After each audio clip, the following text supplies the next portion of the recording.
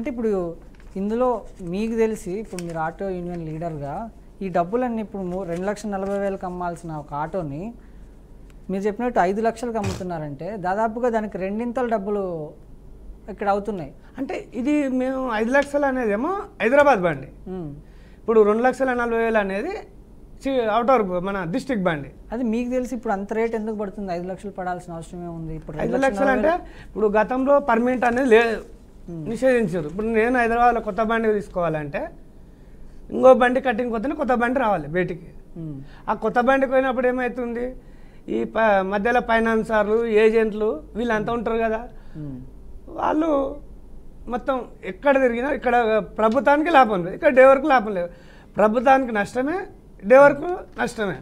మీరు దయానంద్ గారు మీరు ఏదో చూపిస్తున్నారు అది ఇప్పుడు వ్యత్యాసం అడిగారు కదా, డిస్ట్రిక్ట్ బండి అయినా హైదరాబాద్ బండి అయినా 2,33,000 రూపాయలు ప్రైజ్. ఇది 2,33,000. ఇది ఇది ఫైనాన్సర్ దగ్గర ఇప్పుడు మన షోరూమ్ దగ్గర కొనుక్కున్నప్పుడు డైరెక్ట్ ఇది డ్రైవర్కి ఇయ్యడు. ఓకే, ఆయన ఏదైతే ఏజెంట్ ఉంటాడో అది ఆయన దగ్గరికే పోతుంది. ఇది సో ఇప్పుడు మీరు కొనుక్కోవాలంటే కంపల్సరీ ఏజెంట్ని అప్రోచ్ అవ్వాలా? నేను షోరూంలో కొనుక్కుంటా, కానీ ఆ డాక్యుమెంట్స్ నాకు ఇవ్వడు, ఏజెంట్కి ఇస్తాడు, తన మనసులోకి ఇచ్చి చేపిస్తాడు కదా. ఇప్పుడు నేను వెహికల్స్ కావాలని ఇన్వెస్ట్ అంటే ఇయ్యడాయన ఓ తెల్ల పేపర్ మీద రాసిస్తాడు, దీనికింత దీనికింత దీనికింత ఇంత కట్టు, ఇంత ఫైనాన్స్ నెలకి ఇంత కట్టు అని వేసిస్తాడు, ఫోన్ నెంబర్ రాసిస్తాడు, కొటేషన్ మాత్రం ఇవ్వడు.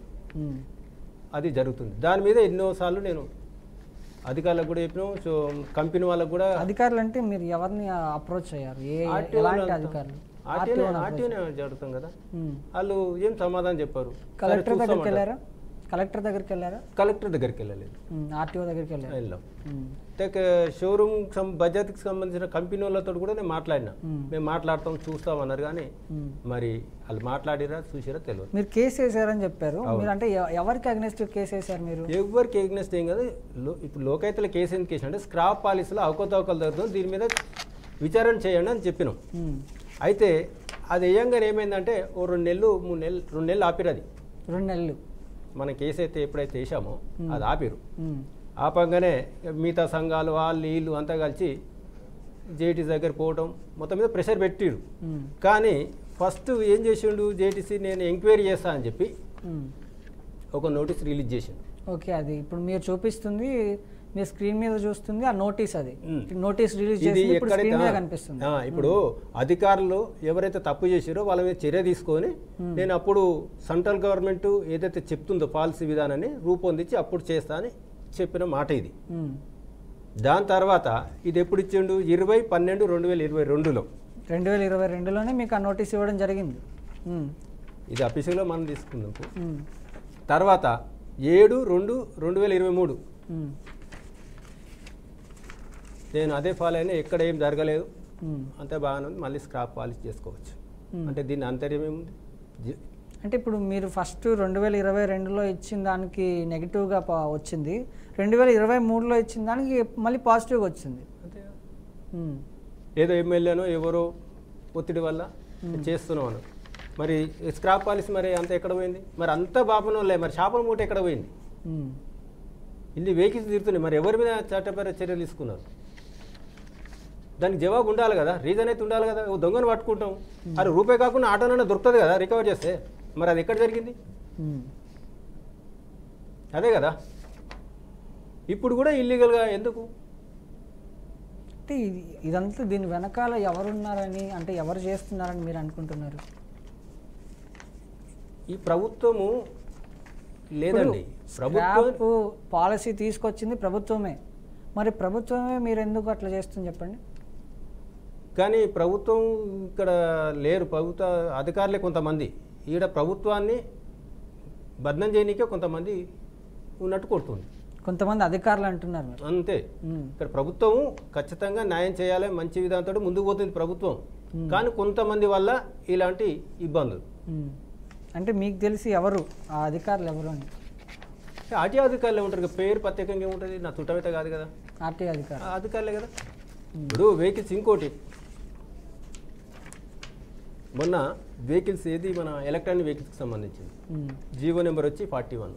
అయితే 16/11/2024లో ఇంప్లిమెంట్ చేయాలి, ఏది పొల్యూషన్ ప్రాబ్లం లేకుండా అందరికీ ఎలక్ట్రిక్ వెహికల్ చేయాలని చెప్పి. ఇది పొల్యూషన్ ప్రాబ్లం అంటే ఇప్పుడు ఇది 15 ఇయర్స్ ఒకసారి 15 సంవత్సరాలకు ఒకసారి చేసుకోవాల్సింది. అవును, దాంట్లో కూడా యాక్షన్ ఉంది. 15 సంవత్సరాలు కూడా నాకు ఆర్థికంగా నేను ఇబ్బంది ఉంటే నేను ఎక్స్చేంజ్ చేసుకోవాలి. ఆ ట్యాక్సీ కడితే నాకు మళ్ళీ ఎక్స్చేంజ్ అవుతుంది. మళ్ళీ పొల్యూషన్ ట్యాక్స్ అది కట్టుకుని నాకు ఎక్స్చేంజ్ అవుతుంది. కానీ వెహికల్స్ ఎలక్ట్రానిక్ వెహికల్స్ జీవో వచ్చి 16/11/2024 వచ్చిందండి. దీనికి పర్మిట్ ఉండదు, ఓన్లీ ఆర్ట్స్ ఉంటుంది. మరి ఇంతవరకు కూడా ఈ వెహికల్స్ రిలీజ్ కావట్లేదు. ఇప్పుడు ఒక్కటి కూడా లేవా? ఉన్నాయి. గతంలో 2000 బండ్లు రిలీజ్ చేసింది ప్రభుత్వం. 2000 సంవత్సరంలో 2000 వెహికల్స్ రిలీజ్ చేసింది. 2000 వెహికల్స్ 2000 అవి ఆటోమేటిక్ అయిపోయింది. అది సబ్సిడీ కింద ఇచ్చారు, అది అయిపోయింది. కొత్తగా వెహికల్స్ ఇవ్వాలి. ఇప్పుడు కొత్తగా రావట్లేదు అసలు మార్కెట్లోకి. నేను షోరూమ్కి పోయినా, పోతే కొత్త వెహికల్స్ కావాలి అని అడిగిన. ఎలక్ట్రానిక్ వెహికల్ పర్మిట్ కావాలంటాడు. అది ఎక్కడ పర్మిట్ వెహికల్స్కు ఎలక్ట్రానిక్ వెహికల్స్కు పర్మిట్ లేదు కదా, ఆర్ట్సే కదా ఇంపార్టెంట్. పర్మిట్ ఎక్కడిది? అయితే మాకు తెలియదు. అధికారులు నాడు ఏ అధికారిని అడగాలి? ఆర్టీఓ నాడు. ఆర్టీఓ అయితే నా దగ్గర జవాబు లేదు సార్. మీరు వెళ్ళారు ఆర్టీఓ దగ్గర? పోయినా, పోతేనే కదా ఇదంతా నాకు తెలిసేది. ఆర్టీఓని అడిగారు మీరు? అప్పుడు ఆయన ఏం చెప్పారు? నాకు తెలియదు అండి, పైనుంచి ఆర్డర్ రావాలి. ఆ పైనుంచి ఎవరంటే సమాధానం లేదు. మరి ఆ పైన ఎవరో నాకు కూడా తెలియదుగా. అడిగిన పైన ఎవరు అడిగితే నాకు తెలుసు సార్ అంటాడు.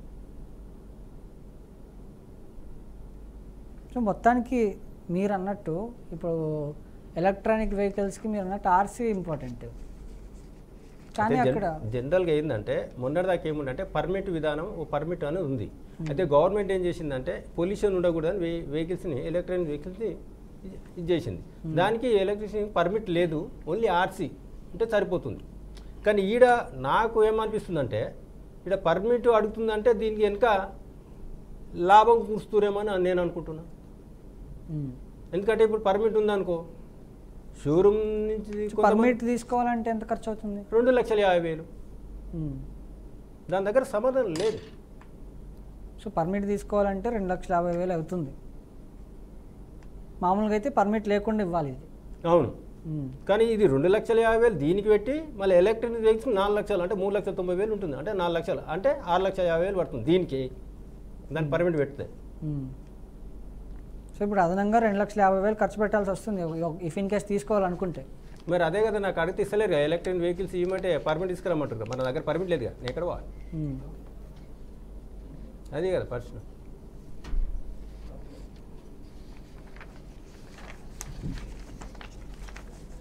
మీరు చెప్పండి నాగమల్లయ్య గారు, సో ఇప్పుడు ఎలక్ట్రానిక్ వెహికల్స్కి ఇలా ఉంటుందా, లేకపోతే ఆటో మామూలుగా నార్మల్ వెహికల్స్ కూడా ఇలానే ఉంటుంది? అంటే అర్థం కాలేదు. ఇప్పుడు 2,50,000 అదనంగా పర్మిట్ తీసుకోవాలి అని చెప్పేసి దీనికి అంటున్నారు. దేనికి? ఎలక్ట్రానిక్ వెహికల్స్కి. ఇప్పుడు అదే కాకుండా నార్మల్ పెట్రోల్ వెహికల్స్ కూడా ఇట్లనే ఉంటుందా, డీజిల్ వాటికి కూడా? మీన్ పెట్రోల్ బండికే పర్మిట్ అవసరం సార్, ఎలక్ట్రానిక్ బండికి పర్మిట్ అవసరం లేదు. అయినా కూడా ఎలక్ట్రానిక్కి కావాలి. ఎలక్ట్రానిక్ దానికి పర్మిట్ కావాలంటారు. అంటే వాళ్ళు దీనికి దానికి సంబంధం లేకుండా చెప్తారు. అంటే ఏమైనా ఉంటే వాళ్ళు ఇండైరెక్ట్గా ఏం చెప్తారు అంటే మీరు ఫైనాన్సర్లు అడగండి వాళ్ళు ఇప్పిస్తారు అన్నట్టు. బట్ ఏదేమైనప్పటికీ మీరు కాంగ్రెస్ ప్రభుత్వం వచ్చిన తర్వాత ఫ్రీ బస్సులు పెట్టడం జరిగింది. అవును, ఫ్రీ బస్సుల ద్వారా కూడా మీరు ఇబ్బందులు పడ్డారా మరి? ఇప్పుడు స్టార్టింగ్లో కొద్దిగా ఉంటుందండి, కొద్దిగా ఉంటుంది. ఇప్పుడు ఫ్రీ బస్ పెట్టడంలో అంత మా అక్క చెల్లెలు తలలో ఎక్కుతున్నారు, దాంట్లో సంతోషం. కాకపోతే అక్కడక్కడ కొద్దిగా జరుగుతుంది వాస్తవం, కానీ అంత ఎఫెక్ట్ ఏమి ఉండదు. సిటీలో అయితే ఉండదండి. సిటీలో అంతా మొదటి నుంచి షేరింగే ఉన్నాయి సిటీలో. ఇప్పుడు చుట్టుపక్కల అవుటర్స్ మొత్తం షేరింగ్. మరి మీరు యాజ్ ఏ యూనియన్ లీడర్గా మీరు చెప్తున్నారు, ఐఎన్టీసీ యూనియన్ లీడర్గా ఆయన మాట్లాడుతున్నారు. మనం గతంలో కొన్ని వీడియోలు కానీ కొంతమంది రోడ్డు మీదకి వచ్చి ధర్నాలు కానీ ఆటో డ్రైవర్లు మాకు నష్టం చేకూరుతుంది ప్రభుత్వం చేపట్టిన పనుల వల్ల అని చెప్పడం జరిగింది కదా. చెప్పండి, చూసారు కదా, చెప్తే నేను చెప్తా దానికి. చెప్పండి మీరు ఏం అడగదలుచుకోరు. ఇప్పుడు ఆటో డ్రైవర్లకి నష్టం జరుగుతుంది ఫ్రీ బస్సుల వల్ల అని ఆటో డ్రైవర్లే ధర్నాలు చేశారు కదా. మీరు క్లారిటీ మీరు ఏం అడగదలుచుకోరో మీరు అడగండి సార్. సో చేశారు, ఉండబద్దాలు కొట్టినాడు చెప్తా. చేశారు, అలా ధర్నాలు చేయడం మీరు చూశారు. మరి ఎందుకు మీకు ఎలాంటి నష్టం లేదని మీరు ఎలా చెప్తారు? ఇప్పుడు నష్టం ఎవరికంటే గత బీఆర్ఎస్ ప్రభుత్వం టీఆర్ఎస్ ప్రభుత్వం 10 ఏళ్ళు చేసింది. ఎన్నడన్నా ట్రాన్స్పోర్ట్ మినిస్టర్ కలిసిన దాఖలు ఉన్నాయా? ఏనాడు కలిసిండా? పలానా విషయం మాట్లాడిండా? అట్లా పోయిన బోర్డులు ఉన్నాయి మా దగ్గర. ఇవాళ అధికారం పోగానే గట్ల మాట్లాడితే ఎట్టుంటుంది ముచ్చట? అది కాదు కదా. మనం ఒక కార్మికుల కోసం పనిచేస్తున్నాం కాబట్టి కార్మికుల నాయకునే మాట్లాడాలి కానీ రాజకీయ నాయకులు మాట్లాడొద్దు కదా. ఇవాళ వాస్తవానికి డ్రైవర్ల కోసం మొదటి నుంచి ఉద్యోగం చేస్తూనే ఉన్నాం. ఇవాళ కొత్త కాదు కదా, 35 ఏళ్ళ నుంచి 40 ఏళ్ళ నుంచి డ్రైవర్ల కోసం పోరాడుతూనే ఉన్నాం, ఇప్పటికి పోరాడుతూనే ఉన్నాం. ఇప్పుడు ప్రజెంట్గా కూడా మేము కూడా ఐఎన్టీసీ యూనియన్గా మొన్న మా సమస్యల మీద ప్రభుత్వానికి మేము నిరసన కార్యక్రమం చేసినాం. ఎందుకు చేసినాం? కార్మికులను అన్యాయం జరుగుతుంది, మనకు ప్రభుత్వం వచ్చి ఇన్ని రోజులు అవుతుంది కాబట్టి మీరు స్పందించాలని చెప్పి మినిస్టర్ గారికి 10 సార్లు కలిసినాం. నిరసన కార్యక్రమం కూడా చేసినాం. ప్రభుత్వం మాది అయినప్పటికీ, మాది ప్రజాపాలన పార్టీ మాది, అది ప్రభుత్వం మాదైనా మేము ఏం చెప్పదలుచుకొని చెప్పిన. ఇప్పుడు నాకు ఆకలి అవుతుంది, అమ్మకు అడుగుతూనే కదా పెట్టేది. నేను కూడా మా ప్రభుత్వం ఎంత మాత్రం నేను ఊరుకుంటానా? నేను అడిగిన, వాళ్ళు కూడా చెప్పారు ఇవన్నీ అతి త్వరలో చేస్తామని చెప్పారు. కొంతమంది ఇప్పుడు కొంతమంది నాయకులకు ఏముంటుందంటే ఓ ధర్నా చేయాలి, చేసి పయనసలతోటో లేకపోతే లేదా డీలర్లతోటో కుమ్మైకి కావడం, ఇట్లా వాళ్ళ అధికారులు ఇక్కడ అధికారులు రాజకీయ నాయకుల దగ్గర ధర్నాలు చేయించారని మీరు అంటున్నారా? మన ఇంద్రపర్కాడ ఏం జరిగిందండి? ధర్నా జరిగింది. ఏం జరిగిందండి అక్కడ? ఇంతకుముందు కెన్నోడ రాలేదు మరి, డ్రైవర్లకు ఉద్యోగాలు చేసినప్పుడు ఏ రాలేదు మరి ఎవరో? అప్పుడు ఎందుకు రాలేదండి? అంటే బురదల నీక మేము పట్టుమని వచ్చి 15 నెలలు అవుతుంది, ఇప్పుడే కోలుకుంటున్నాం, ఇప్పుడే రాయేసి అయిపోతుందా? మీరు 10 ఏళ్ళు చేయండి, మేము 15 నెలలు చేసి తీస్తున్నాం కదా, చేస్తూనే ఉన్నాం, ఇంకా అవుతుంది, టైం పడుతుంది కదా. బర్వంత ఒకసారి మోయలేం కదా, మెల్లమెల్ల చదువుకుంటున్నాం అంతే తప్ప. కానీ ఇష్టం వచ్చినట్టు నోరుందని మాట్లాడడం కరెక్ట్ కాదు కదా. మనం కార్మికుల నాయకులే మాట్లాడాలి, రాజకీయం కోసం మనం మాట్లాడొద్దు. అది ఎవరు మాట్లాడారు? రాజకీయ నాయకుడు నా పక్కకుంటే నేను రాజకీయ నాయకుడు అయితే మాట్లాడతా. మనం నిజంగా చిత్తశుద్ధి ఉంటే యూనియన్ లీడర్లకు కార్మికుల కోసం రండి, నేను కూడా మీ వెనుక ఉంటా పోరాటంలో. ఇప్పుడు మీరైతే కార్మికుల కోసం ఉద్యమం చేస్తుంటారో ఆ ముందు వరుసలో నేనుంటా, మీ స్వచ్ఛందంగా రండి, కలిసి పోరాడదాం.